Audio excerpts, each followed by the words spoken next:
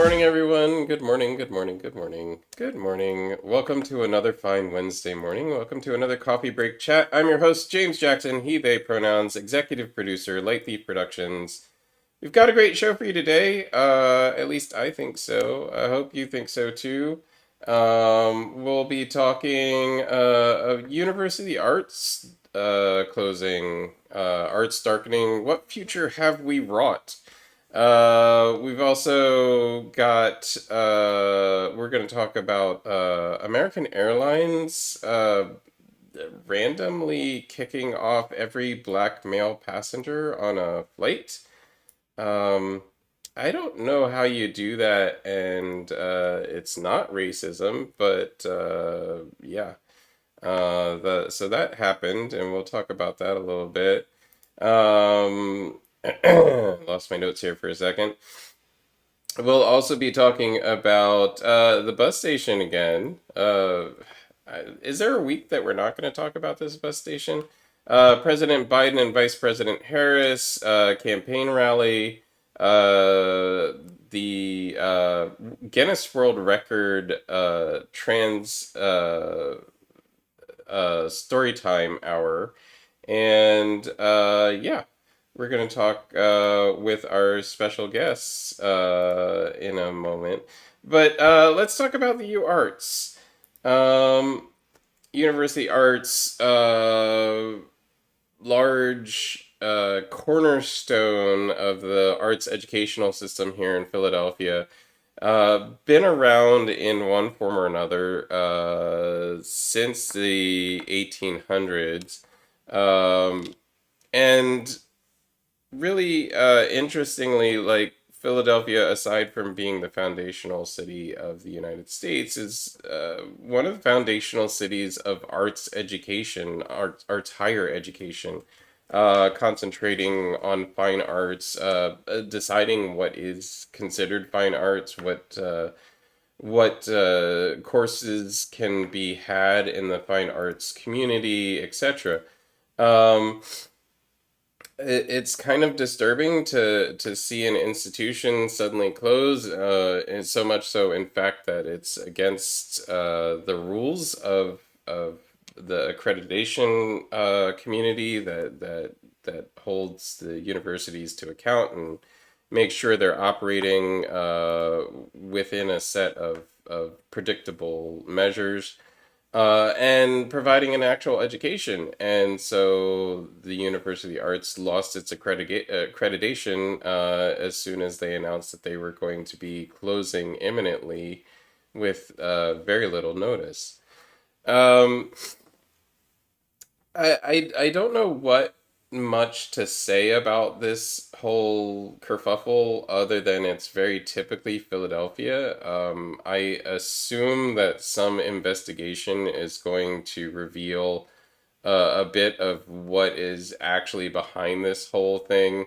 Um, yes, bad management and bad money handling can lead to this, but there's been issues with the management and money handling of university arts for decades, and they've been working on improving it.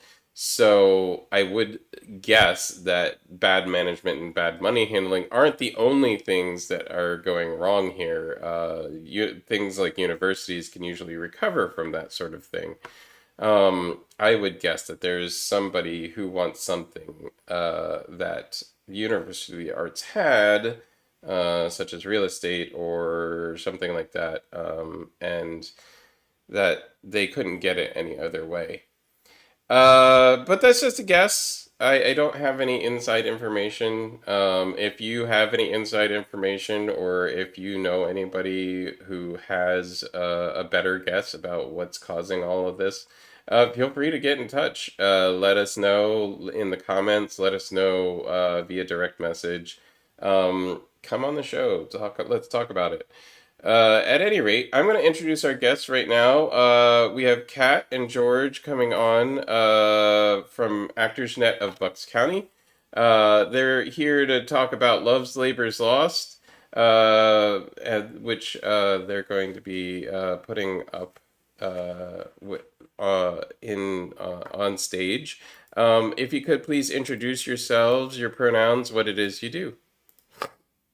Hi, well, I'm George Hartpence. I'm the director of the show, and I also happen to be the president of the board of ActorsNET, he, him pronouns. I've been involved with the company since the second year of its inception. Kat, is it 27 or 28 years now? I'm not quite sure. 27 years. And I'll pass it Yes, over to you. indeed. And I am Kat Miller. I am the general manager at ActorsNet of Bucks County, and I am also playing a part in Love's Labor's Lost. I play Rosaline, one of the four ladies of France that is sent on a diplomatic mission to Navarre. And this he's correct. We are in our 27th season, and I am also a founding member of the net. I've been there since their fifth season, so we are the the lifeblood of ActorsNet, if you will.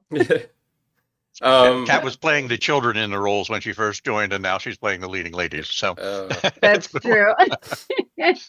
Um, so we were talking a little bit briefly about Shakespeare and how Shakespeare kind of interrelates to everything.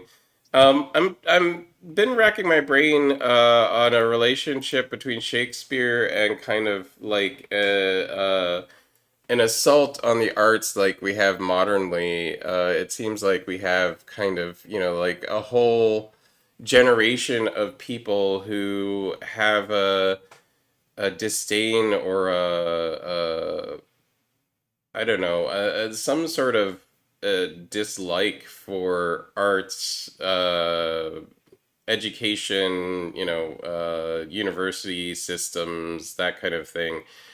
Just kind of the organized learning that uh, European colonialism, I guess, has kind of developed, but also that exists in many cultures. Writing things down, learning them through approaching wizened people in that field. I'm not thinking of a good script or theme parallel in Shakespeare, but I know that that's been approached in theater before. Um, well, of course, Shakespeare back in Shakespeare's time was constantly confronted with closing down of the theaters, but that for plague. Does that sound familiar? yes. So it's and I think just to comment on what you're earlier saying about the disdain for arts and arts education, and education in general, higher education has become so massively and ridiculously expensive that I think people are finding it hard to justify the old-fashioned liberal arts kind of degree where you learned how to think for yourself, and in favor of degrees where you go learn a trade. And this is me. I went to school for pharmacy. I'm a pharmacist by trade. You go get a trade that you can actually make a decent salary at, as opposed to a general education. And I think so. We're seeing a massive shift away from enrollment in incredibly expensive arts training with massive debt afterwards to folks moving to more business associated degrees where they can actually come out and start earning money on a regular basis right out of school. So I think that's had a huge impact. Economics has had a huge impact. That's led to this double whammy now with first Pennsylvania Academy of Fine Arts, the first arts education institution in the nation, closing its education program, and now University of Arts has turned our Facebook feeds are alive with people trying to recommend where else you can go Right. to get a decent arts Yeah. education now. Well, I mean, interestingly, I think it even goes back further than that. And to your point, as a business owner, as somebody who hires artists regularly, I was always finding that my best hires were from institutions where business was taught as part of the curriculum. So, like, I know it got closed down as being a diploma mill, but Art Institute, which was a paid for-profit college, um, existed in Philadelphia. One of their branches was in Philadelphia, and many of my best candidates and employees and coworkers came through that education because they knew what they were doing right out of college. They didn't just have the arts education, but they were also trained how to file their taxes and create an invoice, get insurance, that kind of thing. Now they I were taught think some common sense along with business. well, that's a major factor, and there seems to be, speaking to your point, there seems to be this divide where it's either one or the other. Like there's this old thing where you see your crazy uncle at Thanksgiving and he's like, what are you going to do with a philosophy degree, and things like that. And it's like, learn a trade, it's an honest way to make a living. And it's like these two are A, not mutually exclusive, B, they support each other, and C, they often come hand in hand with one another. Like most of the people I've worked with that were educated in the arts are also educated in other subjects and are some of the best managers and business people that I know. And speaking to your earlier point about this this overwhelming disdain for arts education and this contempt for arts education, I think the problem is that it is now burgeoned into a disdain for all higher education. And part of that, like George said, is the economic impact, is that schools became prohibitively expensive for any degree, arts or otherwise, pharmacy, arts, everything. But this disdain for education is sort of trickling down from politics and media, and there's now this narrative of like, oh, that's an elite viewpoint and that's not an honest way to make a living, and I've worked hard for everything and I don't have a fine arts or liberal arts degree. And yet, whenever I work in arts education, which I do, I teach young people performing arts. Every time I fill out a grant proposal or a lesson plan with any district or anything that I'm working with, I always have to speak to the qualities that a performing arts education teaches, and it's things that you need broadly across every discipline you could possibly use. It's speech, articulation, confidence, self-awareness, emotional intelligence. Like these are all things that if maybe we taught some of those skills to people with more honorable degrees and trades, and then maybe taught more practical skills to people that were pursuing paths in the arts, then maybe we wouldn't have this overwhelming contempt and divide between the two, And look where you we're know? going back in Shakespeare's day. What was one of the lowest esteemed professions there could possibly be? Well, I think actors were like a little bit below prostitutes in that. And Yep. so it's over the years the theater has become a respectable profession. And now I think we're starting to see maybe it's peaked a bit. And and as Kat was saying, the disdain has started to come back for people who practice this type of of of entertainment, but also growth sharing with people in the audience. It's just not as valued because it doesn't turn into a commodity, or doesn't turn Mhm. into a specific business related skill. I think I'm not bashing business, but there's room No. for the arts and culture for your mind to develop in other areas other than just. I think over the years of doing this show, the key takeaway that I've had is that really the arts are, I mean, not only ingrained into everyone, but also a necessary element of our psyche to exercise. Because if you don't, it just leads to bad things, no matter who you are. Like if you don't exercise your artistic expressiveness, it leads to bad things. People become habitual, or they become unable to empathize with other people, or they have difficulty navigating new situations. And the arts all seem to prepare people for those sort of things. One of our uh, one of our viewers said life would be so boring without the arts, yet society takes the arts for granted. And we saw that a lot during the pandemic, didn't we? Right? Like, what did everybody do when they were shut up in their houses? They relied on people. Human beings need connection and they need story. Like, narrative is how we have always bonded as a society and developed culture. And when everyone had nowhere else to go, they turned to music and television and movies. And those are the things that they missed. It was the arts and concerts and musics and plays and musicals that they missed being able to go out to, along with, being able to see people and be with people and do ordinary things like go to a restaurant.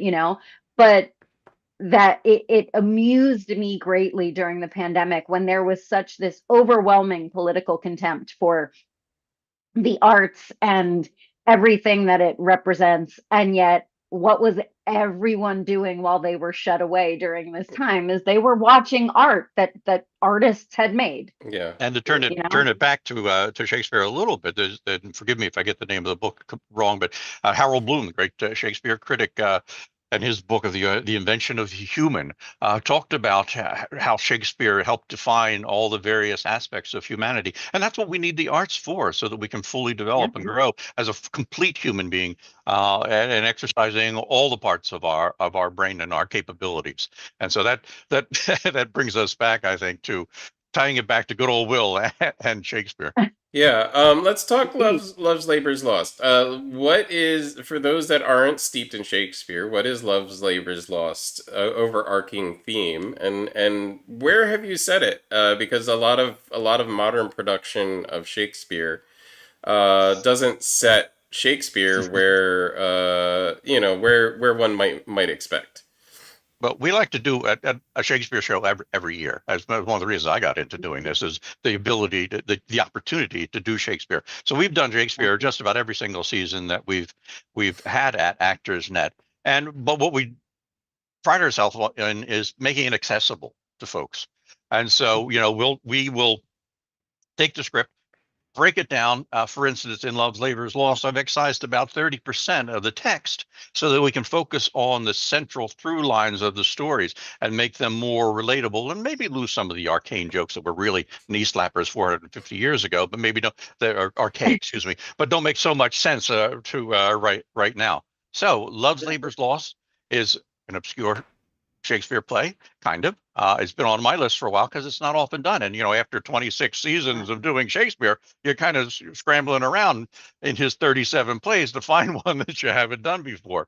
But Love's Labor's Lost it's fun because it's a romantic farce. And I think what we've found post-pandemic is folks want to be entertained with lighter fare in many instances. And so that's why we've kind of concentrated on that. So Kat, I'll pass it over to you because I've been thinking this show for a year. So I'll let somebody else talk about what we've decided to do, what the theme is for this show. Well, we've decided to take this story, which is essentially about a group of four gentlemen from Navarre, the king of Navarre and his three gentlemen, who decide that that women and love are nothing more than a distraction. So they sign a pledge to, for 3 years, shut themselves up in the kingdom and study and read philosophy. And they put themselves on this strict sleeping and eating schedule where they're basically, just starving themselves of affection, attention, human interaction, and trying to better themselves and become fully evolved by just study in books. And it's ironic that we're talking about like this, how to actually become a full-rounded person and needing human interaction, because when the Princess of France and her three ladies, interestingly enough, arrive in Navarre for a diplomatic mission, they, of course, all instantly fall in love with that instantaneous Shakespearean suspension of disbelief that he's so famous for. And, hilarity ensues when the guys are like, thinking that they're tricking the ladies into falling in love with them, but the ladies are all smarter than them and they call them on it, which is actually one of my favorite things about Shakespeare is that a lot of people think he wrote women in a problematic way. And I was like, no, no, no. Shakespeare loved women and he respected women and our minds and our capabilities. But he was also writing during a time when he had to sort of slip it in under the radar lest he be caught out in public. But because that theme of um, falling in love and love being ultimately the most important thing is so universal, we could really have placed it anywhere, but we thought that doing it, George had this brilliant idea to do it in like early Downton Abbey inspired, which is why our poster, which is behind me, has the Downton Abbey castle and the four princesses on it. um, and it's just before the start of World War One, and the gentlemen in the end wind up going off to World War One, and the ladies wait for them until they return. And so ultimately, thematically, it's about, you know, what Shakespeare does best in all of his romances is that love conquers all. And then setting wise, Downton Abbey is such an accessible and popular concept that it was just like, okay, well, this is a great way to take this universal love story and make it accessible to people. And people love the fashion, they love the style, they love that era. So that's one of the visual ways that we try to connect with our audiences. And then modernizing the language, like George said, really pulls it into the modern times and allows us to sort of really connect with audiences with a timeless theme that appears across the centuries. Love conquers all. We've also setting it in this updated setting. We've realized, oh wow, we could do an overarching an arc, if you will, to the next season because we're going to do Much Ado About Nothing next year, and so we have a nice romantic farce, and the boys go off to World War One, which, by the way, will be over by Christmas. And then, you know, and then we go into the next season, and the boys all come back from the wars, and we be in Much Ado About Nothing, and maybe in the 1920s or something like that, in a Roaring Twenties kind of setting. So we've tied that all together as well for this, and it promises to be great fun. Indeed. The I always find interesting modernizing, like setting Shakespearean plays in modern settings or more modern settings.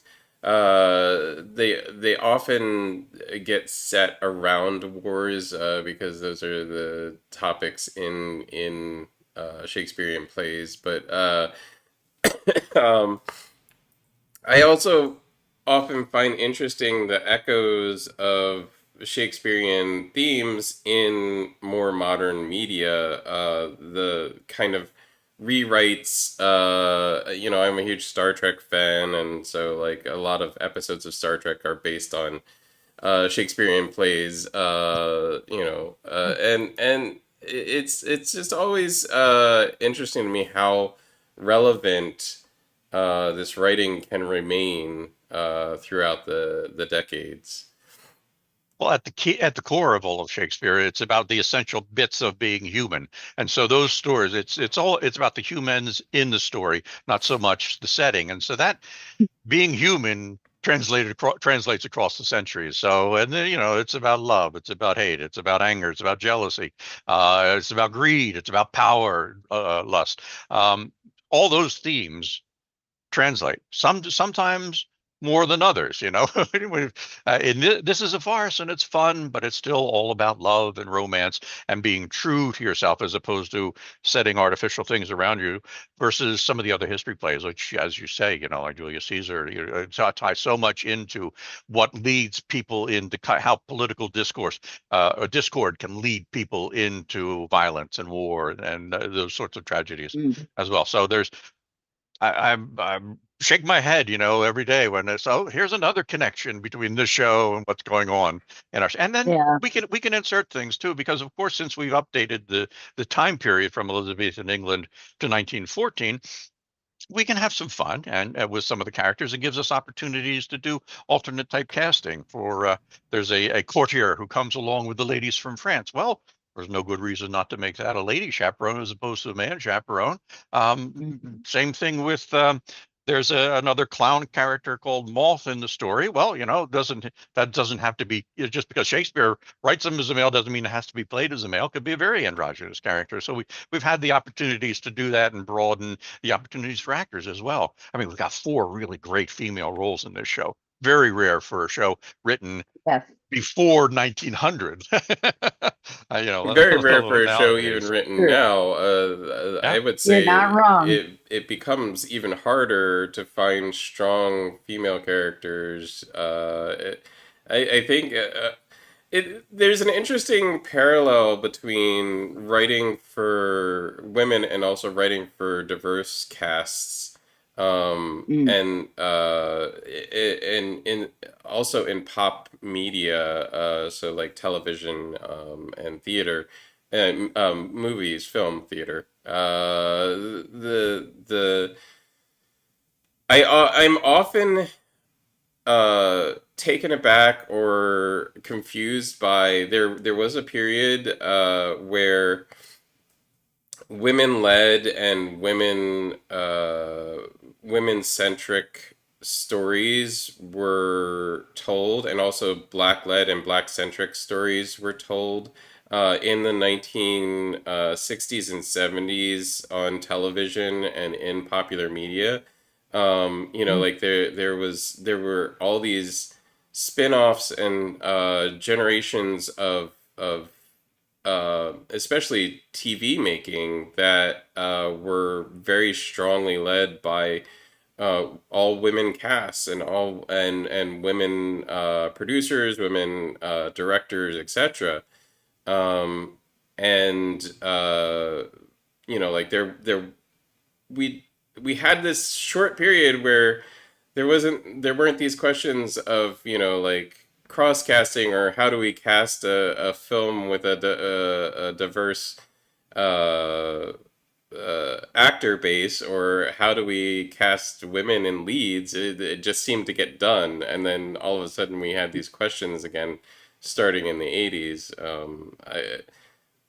I I didn't live during, like, I wasn't I was alive in the 1970s, but barely. I was a child, so I don't know how that happened, and I all I grew up with was in the 1980s, where we started questioning things again and pushing things away, and then the AIDS epidemic obviously set up a lot of pushback against LGBTQ plus community and gay community, where even in the 50s, 60s, even back further, 40s, 30s, 20s, it wasn't a big deal. It was a deal. You didn't, out and out say, "Oh, I'm a gay man," but there were gay men in, the military in the 1920s, in World War I and World War II. And it was just a known thing. They didn't make a big deal out of it. Where the current, the 2020 version of all of these things seems to be much more polarized and divided, and I'm trying to grasp through like investigating all of these the arts, where this comes from, like like from an artistic standpoint, where do you see this kind of narrative changing? Where is this just pushback, or I think what we can, and who am I? I'm not a political commentator, but if you look at the rise of the religious right in this country in the 70s, the 80s, and 90s, and you see that push towards the right in conservatism, I think that's probably contributed in good part, not completely, but in a good part, to what you were saying about seeing less and less diversity in the shows, like less women-led productions, like like, instead, like the Golden Girls and Mary Tyler Moore Show and all those shows that were back then that were female focused, um, more towards action, Law and Order, and those sorts of shows. I think so. I think that may be one of the things that helped drive a segment of the country needing something to fit their programming desires versus what we were seeing as a more broad-based program of coverage and types of representation before. I think you're absolutely right about that. That audience does drive content to a certain degree, but for me, that narrative shift was, if I mean, if you look back at some of those shows from that time period, yes, they may have been led by female actors, yes, they may have been led by actors of color, um and there were some female directors and people that worked in production staff. But if you look at the history of writers' rooms, you're not going to see the same kind of diversity. So even if the win back then was to get a female centered sitcom or show on TV, it was still a female that was being written by not females. and and so if you look back at those stories, they were still very much told from a male perspective. And I mean, everyone thinks of Hollywood as this like major liberal place, but Hollywood is run by companies, and you can look for a long time before you're going to find any liberals on the boards of these companies. And so studio executives were also not something that was really diverse at the time, or still. And granted, we're trying to remedy that now, but I mean, at the time, it was not that way. So when you have shows that have these female characters that are centralized, or characters of color that are centralized, um, you still see the impression of the notes from the studio executives and the perspective of writers that does not reflect necessarily an accurate experience. And speaking to the political aspect of it, you're absolutely right, George. Like the rise of the extreme conservative movement, which, by the way, was absolutely, you can trace the modern conservative movement back to Phyllis Schlafly. She was really the what, like, we could have gone on a very different trajectory with women's rights and the rights of the Black community, of the rights of the LGBTQIA plus community. That could have had a much better upward trajectory had we not had this overwhelming stifling of the women's independence movement, and with third wave feminism at the time, and Phyllis Schlafly just strangling it to death. And right up until her death, she was honored as like the mother of the modern conservative movement, because the political parties at the time were almost switched on some of their entirely switched on some of their positions. And it was really that triggered the change. So yes, before that, you had Lucille Ball, who was an absolute badass and who just ran Hollywood and wrapped it around her little finger. But then you have people driving the nails in that coffin and really dragging us away from that. And then, exactly like George said, content is reflective of the audience that's watching it. And at the end of the day, Hollywood's about making money. So you have to, and then, you never know if the Organization for Friendly Families of Conservative Values of America is going to complain about content, and you don't want to lose your advertisers. So it's all about the dollar. One of our advantages is that we don't, since he died 400 years ago, we don't have an author telling us what we can and can't do with the show. Right, sure. So in Love, Labor's Lost, we have 4 very smart women very much in charge, and then we've got 4 goofball guys who decide to form a women's haters club and realize immediately how stupid an idea that was. I often think that William Shakespeare, from his writing and from the interaction with the social era that he was in, would have really approved of any sort of subversive interpretation of his writing. I don't know. I mean, I could be entirely wrong, but it seems like he's a person a lot like many of us artists who just like to poke the bear more than care about any A particular thing he Yeah, said. hundred the Scot percent. the Scottish play was very dangerous, right? When you had a king who very much believed in witches and witchcraft, and talk about assassinating a king when you got a king on the throne.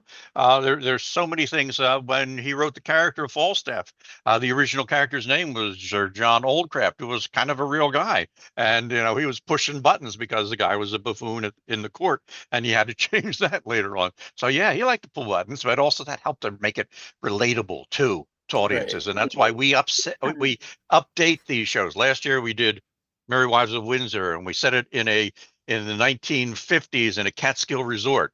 Kind of like a I Love Lucy, Dirty Dancing kind of a thing, and it made the show much more accessible. And that's why we wanted to bring this show up into the 20th century, and to a cultural thing that people can relate to, like as Kat said earlier, with the Downton Abbey. You say it's set in Edwardian times. Sometimes people say, "Oh, wait a minute, maybe is that's Titanic, Edwardian times?" But you say Downton Abbey, and already you've got the buy-in. Now I know what the culture, the setting is. Now let's strap on and enjoy the show, as opposed to saying, "Oh God, it's Shakespeare. I have to find my way into the show." So They have a warm welcome. the reason I Yes. started down this track is because Philly set a Guinness World Record for the largest drag story time hour just before Pride Month start. And Happy And Pride the Month. longest pride flag, right? Yeah, yeah. Yeah, they're killing Um, it in Philly. we tend to. Um, But we're not doing so bad up here in New Hope either, right? By the That's way. true. All That's right. true. And you, It's only 263 people, by the way. So if you can do a drag story time hour for more than 263 people, I'm saying let's, one of your upcoming Shakespearean pieces, maybe you should consider doing a drag version of it. I would love to have a drag reading Oh my of a God. Shakespeare play. Yeah. Oh my God, that would be amazing. And we actually, the show that just closed right before we are about to open this one, we did Mae West's The Drag. It was a play she wrote while she was in jail, or awaiting trial, I think it was, for another play she had written at the time. And it prominently featured the underground LGBTQIA plus community, and it features characters in drags. And when you're talking about the Roaring Twenties, and a lot of things had to go underground, speakeasies, all that kind of stuff. But that is actually when the drag community flourished the most. So our executive director, Mary Alice Rubens Topolesky, really thought it was important to sort of put this show on. And audiences in our community responded to it very well. They loved it, which is why I just don't understand this overwhelming fear of a drag queen reading a book to your Well, kid. yeah, Like, it's the pushback is both predictable and disheartening. I don't understand it either. Like the one of the pushbacks was Tim Pool, conservative commentator who doesn't brand himself conservative, but many of the conservative commentators don't brand themselves conservative anymore. They brand themselves as independent or libertarian. And Tim Pool posted a picture of the Drag Time Story Hour as published, and then and I believe next to a picture of the performer, and said that grooming your children is the point. This isn't grooming your children. First of all, this is an open to the public to event. People can choose whether or not to go. So if you don't want a person in drag to read a children's book to your child, don't go. That would be my first hint there for you of Drag is thousands of years old. It's from the time theater was invented, we had drag. I mean, in Yeah. Shakespeare's day, all the women were played by men dressed up in women's clothes. I mean, and we were all raised with drag entertainers, whether it's Dame Edna or we watch Some Like It Hot with Tony Curtis, and Mhm. you feel threatened, manliness feels threatened. There's Tony Curtis dressing up as a gag in drag. I mean, Right. we all had that. All the TV shows, I mean, all the the comedians did most that. one of the most popular shows from the 1960s, MASH, had an Mhm. entire character that was Yep. based on the concept of trying to get out of the military unsuccessfully by wearing drag every day. Yeah. Yeah. Yep. And bosom buddies. I mean, like this is something, the same people that are complaining about drag time story hours are the same people that were cracking up to bosom buddies in the 80s. So There you I have it. don't want to hear it. Yep. There you have it. I don't want to hear it. And if we are going to talk about like the indoctrination of children, reading them a book is not what's going to do it, and banning books is not what's going to do it. And it's funny because this all circles back to this U of Arts conversation, because the losing of accreditation is something that is now at the forefront of the conservative movement. Like Trump has talked about it, DeSantis has talked about it, Trump has talked about the inordinate amount of power that accreditors have in terms of universities, and then Ron DeSantis has promised to make it like a primary issue in Florida. And and this is how universities are losing critical pieces of education like CRT, and why DEI programs are being banned or adapted or legislated in ways that essentially make them useless.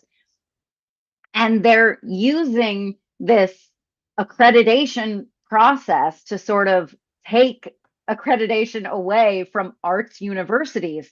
So I mean, I got to give it to them. They're coming at us from every angle, and they're trying to strip us of these important things that are going to, like, you want a nation full of free thinkers, teach them the arts.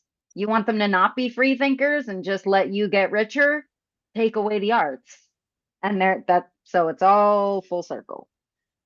Um, what I When you say us, I want to just make clear we're not talking liberals No. or any No. particular bent of social commodity. We're talking about people. Yes. Just people in general, just Human society. beings. A lot of people don't get that, and I that's one of the keys I think that I think is to the conservative backlash movement, is to make an us versus them, and create an in group that is limited in some sort of way to X, Y, or Z. Um, it seems I have lost your feed here on my computer. Hang Oh, on one second. I apologize. mhm. Yeah, no problem. Um, I'll just get that restarted over here. But uh, one moment.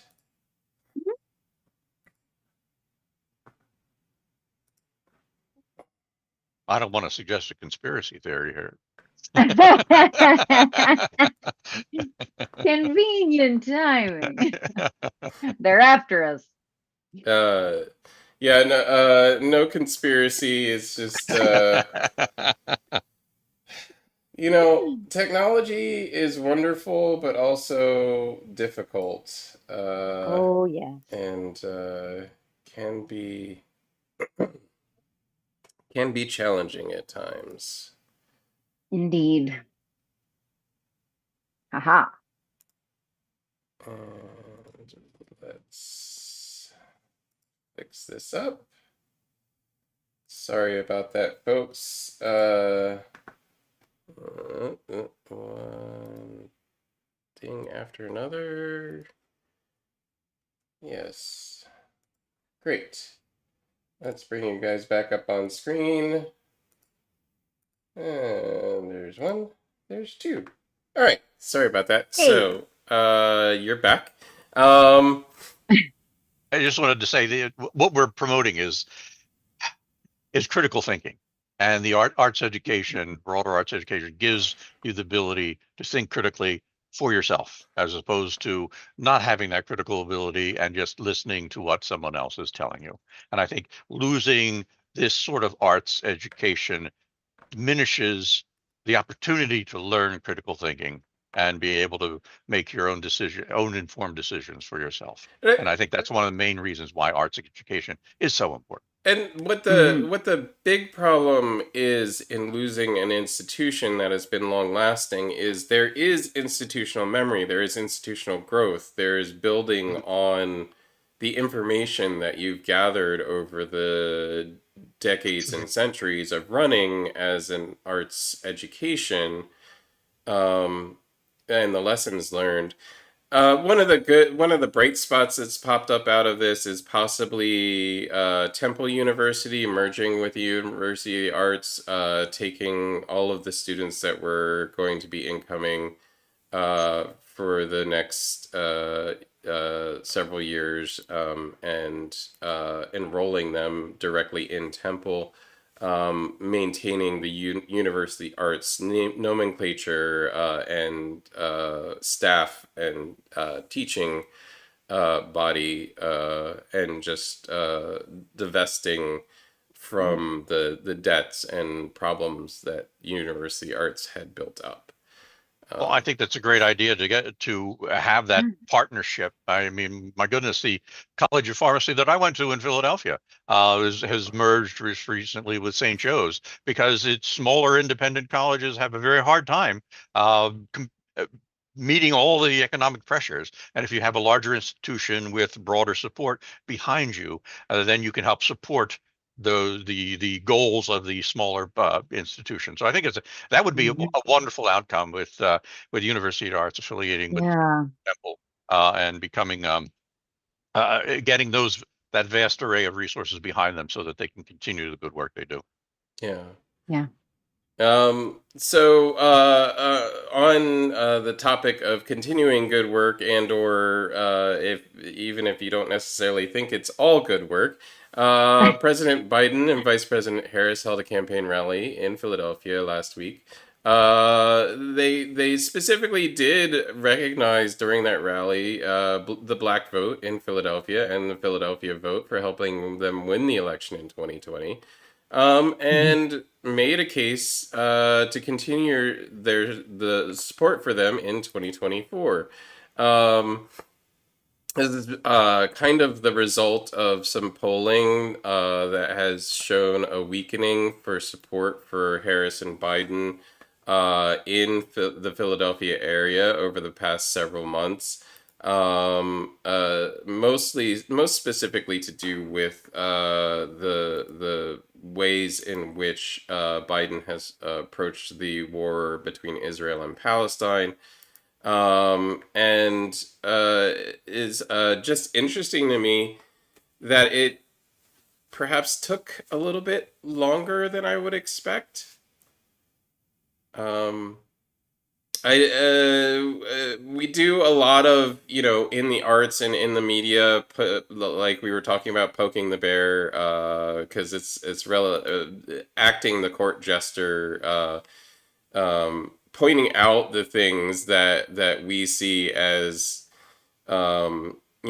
a negative, or something that somebody should do or shouldn't do, because it's easy for us. It's easy for us to go, hey, perhaps having a war in the Middle East as you approach your second election is not the best idea, especially when you're going up against a candidate that is the face of a group of people who believe that a war in the Middle East will get them to their promised land.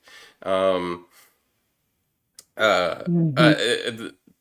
that is, by the way, if you didn't grow up as an evangelical Christian or with an evangelical Christian education, I'm here to tell you that they totally entirely believe that, and they believe that the war in the Middle East will bring about the second coming of Christ and the promises of Revelations. So, yeah.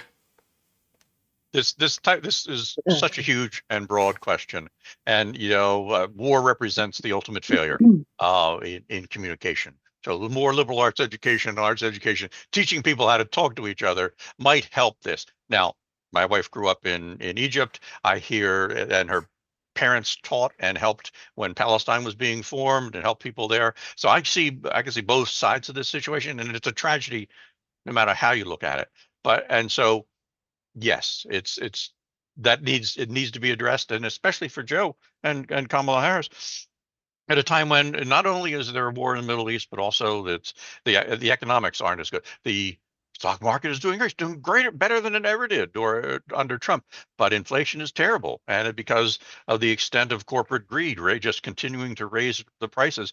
They love the ability to raise prices so much during the pandemic because people would pay whatever they had to pay. Well, now they're used to that, and they're keeping up with that same behavior. So Joe has a big job cut out for him, to communicating that how great a job he's done with the economy and what pressure he's putting on our allies in the Middle East and also in Ukraine. And these are very, very tough things.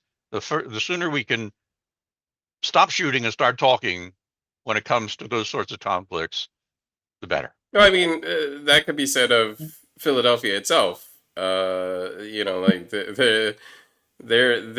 we're doing better this year. We're not at the rate of gun-related homicides that we were last year. But that's not. We were at equal with by population the number of homicides per capita that were gun-related in the all-time high of it was previous high was in the 1990s. Excuse me. And yeah, we were equal with it last year, so it's not hard to back down from that. But yeah, the communication. How do we get uh, Benjamin Netanyahu to take a improvisation course so he can stop saying the same exact thing over and over again, which, to be quite frank, is completely meaningless. We won't stop this war until the essentially he's sworn to not stop the war until he's killed every male Palestinian over the age of 12. That's Oh. essentially what he's arguing. Well, and his people have to stop buying in to his rhetoric, and that's the only thing that will stop that is when what you're selling isn't selling, then you have to change your sale pitch. And I I think mean, I would that's think that the protests in Israel would say that it's not necessarily selling very well, even there. but to the people who are telling the soldiers to get out there, it's still selling. So the people have to tell their government to stop and to do what they want them to do. Yeah. It's the same in this country. We need to tell our government what we need from them, what we want from them, and we should probably stop telling them we want entertainment TV, reality TV from our elected government officials, and some actual real sober Yes. governance. Yeah, I would like to stop seeing Marjorie Taylor Greene's face on the TV. Just Yes. That would be a beautification project for American Or for or, Americans. or in newspapers or anywhere or anything. But I mean, like it really all amounts to with Netanyahu, with Trump, with everybody. I mean, it amounts to what is that old Stuart Chase quote? Like for those who believe no proof is necessary, but for the skeptic, no proof is possible. You know Mhm. what I mean? Like the reason that people are perhaps not speaking to their leaders is because they're dug in on their beliefs because of what they're being fed. And then the reason that people are not getting traction and stopping it is because there's no way to pull someone back from that kind of thinking. And it's I mean, that's what we've seen here with Trump, and there's no evidence you can put in front of anyone. There is no proof. There is no stone cold facts you can show to people that are going to change their mind, because now everyone has fully gone down the rabbit hole, and it amounts to an absolute denial of fact, logic, and process. And you know, a lack of critical thinking will lead to this kind of thing. And when you're talking about a conflict as steeped in entrenched belief as the one in the Middle East, and then being, supported or not supported in whatever ways by the entrenched beliefs here, you're talking about something that is, yeah, I don't know. I think they might get their Well, war maybe in the Middle East. They might get maybe their revelation. maybe in our little way, we can provide an opportunity for people to come and sit together, no matter what your beliefs are, and laugh at the same thing, and What the enjoy. arts does. That's what the so if and then if you can find that you're in an environment where you can share one thing with someone else, so maybe you can share something else, and maybe you can be not so afraid to talk to. Uh, And those folks will have an opportunity to do that July, what is it, 14th through 30th at our little theater in Morrisville, Pennsylvania, right on the banks of the Indeed. Delaware. Every Friday, Saturday, and Sunday, we do our performances. Take a week or so off, and I then we I do an outdoor I performance always too. say that things do bring people together, and if they can find one thing to Yeah. agree on, that's always encouraging and increases my belief in humanity a little bit. Getting 13 New Yorkers to agree that Trump was guilty of 34 crimes was an amazing moment. Also, to your point, Philly has been telling the city that we need an inner city bus station near 30th Street Station. And finally, after literally almost a year of moving this bus station around from place to place, they're considering putting it next to 30th Street Station, and they're going to do a transit study to put it next to 30th Street Station. Hey, didn't somebody say this about a year ago? I don't know. See, it's all about listening to each other Yeah. and um, respecting each other's opinions. one last thing I want to talk about in the you know realm of listening to each other and respecting each other's opinions. Um, American Airlines is being sued after removing 8 black men from a flight. The story is a little bit confusing. Apparently, the men were all seated on a flight out of let's see, from Phoenix going to JFK. They weren't seated together. They were seated in random areas on the flight, and a flight attendant came by, and each one was asked individually, not immediately, but each individual was asked one at a time to go to the counter to be rebooked. Nothing was said to them about why they would be rebooked. They cooperated and went to the counter and were confused on exiting the aircraft and getting on the ramp and finding that it was all black men on the ramp and at the counter being asked to be rebooked. Apparently, somebody had complained about body odor on the flight, and this triggered the flight attendant to ask several people to disboard the plane. Okay, I've definitely sat next to people who didn't smell so great, but A, I've never complained about it, and B, if I did complain about it, I would assume that the response would be get a tissue. Um, and the all the people that were asked to deboard the plane were black men. Do I have a particular smell because I'm a black man? I don't know that I do. Um, You know what? I used to before pandemic. I used to fly quite a bit and for business, and I on occasion I still do now. And nothing that happens on an airplane surprises me any longer. But what Right? sadly is reinforced is the failure to communicate that you get from almost any organization. American Airlines being one of the most famous for that. I mean, this all would have happened, whatever the reasons were, and God knows what it was. I mean, hard to believe that they would have singled out people because somebody complained about body odor, but what a story to then get Right. behind it and pass out. There has to be a good way to communicate why things are done. And in the airline industry, they look at what goes wrong, they speak about it openly, and they get it fixed. They're the model for how to work a business and get things done right. Well, they need to start reapplying that model then. If in an instance like that, to get behind it, I would just it just it just boggles the mind that something like this would happen because somebody complained about odor in an airplane. Uh, I they all think, smell and now. they're being represented. At least three of them are suing together, and they're being represented by Public Citizen, I think, but don't quote me on that.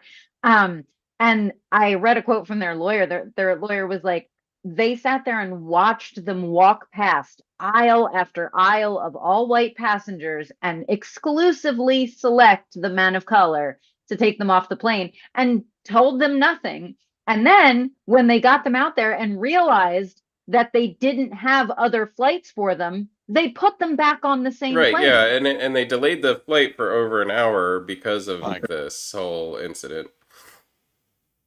I Well, mean, I knew I've heard from stupid people that you can uh look like a person of color, think like a person of color, talk like a person of color, but now I didn't know that you could apparently smell like a person of color. It's all nonsense. Those are all nonsensical things, and there is no way to get around the fact that this was entirely about race. And they're going to pay for it. And American Airlines has already put out a statement that they're like, no, no, no, that wasn't us. That was the flight attendant. And it's like, yeah, okay. Hmm. Yeah, I hate to tell you, but flight attendants are very heavily trained in policy, and they don't really get to make their own decisions. They only really get to do what policy dictates. Yeah. And Um, that one was a big swing. yeah. Um, anyway, and any last thoughts? I'm gonna wrap up for the day. The medication's wearing off. I'm starting to drip from the nose. Oh no. hey, Um, I'm hey, gonna, come out to see our show. That's my last thought yeah, for the day. yeah. Yes, Last three please. weekends of June, and then a weekend at the base of Fonthill Castle, where you can bring your lawn chair and watch us perform outdoors on a Friday and Saturday Yep. evening in a gorgeous setting that looks almost like Downton Abbey. That sounds Right. really Bring them. cool. It's amazing. Where are the two different locations? Well, you can find that on Act, our website at actorsnetbox.org, but we have a theater at the base of the Calhoun Street Bridge in Morrisville, 635 North Delmar Avenue in Morrisville, yes, sir. Pennsylvania. And then Yeah. Fonthill Castle is in Doylestown, Pennsylvania at it's Henry Mercer's home, built like a castle out of concrete, and it is just a gorgeous setting to sit out with a little picnic dinner and some lawn chairs and watch Shakespeare under the And stars. this is June It 14th is to part of 30th. Go ahead. Yes, the ActorsNet shows are June 14th through the 30th, and then the two performances at Fonthill Castle, which is part of the Mercer Museum at 625 East Court Street in Doylestown, are on July 12th and 13th. You can bring a picnic, you can bring a bottle of wine, you can come and hang out and watch a great show, a great accessible Shakespeare show outdoors. Awesome. Well, thank you so much for joining me today. I'm going to go to a one up of me and I'm going to outro the show. But if you have anything that you want to discuss in the future, please do feel free to join us again. And thank you for joining us today and talking about all my random esoteric topics that do kind of tie back to each other. So, Thanks for hosting us today. Most appreciated. Absolutely. Thank you for having us. all right, have a great rest of your day. And thank you to the audience. Really appreciate you joining us every week. Please tune in next week. We've got, I think, a couple more shows for you. We're trying to see if we can get some commentary by some of the members of City Council now that they're wrapping up their budget session for the year. And they're going on their summer. It's not really summer break; it's summer hiatus from hearings. So ostensibly, they take this time to talk to their constituents, and so hopefully they'll talk to us. We're gonna try and stick around for the next few weeks to get that to you, and so tune in next week. We'll post the show. We sometimes don't get to post the show till a couple hours before it happens. But feel free to watch it in instant replay if you don't catch it live. It's always on here on Facebook. Well, here is wherever you're watching it. It's on Facebook, YouTube, Twitter, Twitch, and Live Push itself. The Live Push link is only live when we're live, but the other links do have instant replays. And so feel free to watch it at your convenience. Share, like, subscribe if you would please, and get our broadcasts out there. If you find anything of specific interest, share it to your friends and show them what you found, and say, hey, this thing was kind of interesting that I saw here. This little piece of commentary, I hadn't thought about that before. Hopefully, we're bringing you stuff that will spark a thought and or give you new information or a new perspective. Anyway, please tune in next week and enjoy the rest of your week, everybody.